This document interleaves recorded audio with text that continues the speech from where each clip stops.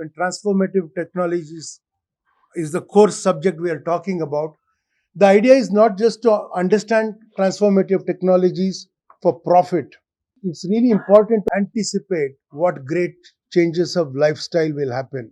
Quite often we seem to hear that the country is poised for the next level of growth. In the next 5 years, we are going to see the best of the days to come. So it also makes us how well are we prepared? How well is the industry prepared to go with the path the country is trying to carve out for itself? So Rotarians being both industrialists as well as coming from other fields wanted to bring out an event which is going to help us to look forward with the technologies which are coming forward in the future days. Listen to the best of the speakers, get the ideas for the future businesses and startups, keeping such things in mind. Wonderful idea that technology, how it can transform life and how it can transform more or less everything in business. We felt it's a nice thing to do. And this $1 trillion economy report will be presented there. It will be discussed on that.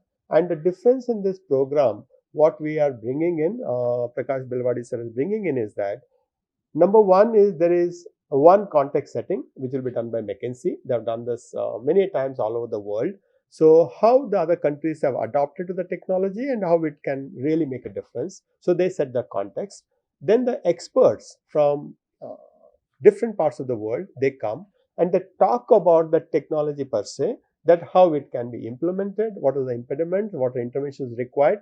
And unusual of this particular program is that government responds here, so that we do have government representatives at the ministerial level, all confirmed to participate. We also requested secretaries level to come and participate in this discussion, so that the government can see the preparedness and also the response from the government. We'll be able to see that. And then we will try to marry with the $1 trillion economy report, with the experts talking and the government response put together as an action plan for the next, 7 to 8 years.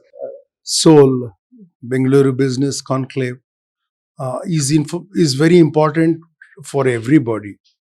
I will say particularly for Bangalore, because it's recognized in India as a technologically, scientifically, academically driven city. But right now, dealing with transformative change is just beginning. And you'll see many people getting depressed. They'll be ruined by robots, in a sense, like AI will put everybody to shame kind of thing. It's very sad when you look at it like that. But if you subordinate it to the human will, to the human imagination, then I think every technology can be useful to you. Called it SOUL, it's just a name. It's not an acronym or anything. Because we are talking about transformation, and there is an idea of of ancient India where the soul is like considered immortal, immutable, that it's formless and it doesn't change at all. So I would say that there's a spirit of the city of Bangalore. There's an idea of Karnataka, for instance. If you treat that as the soul, everything can change, but that should remain intact.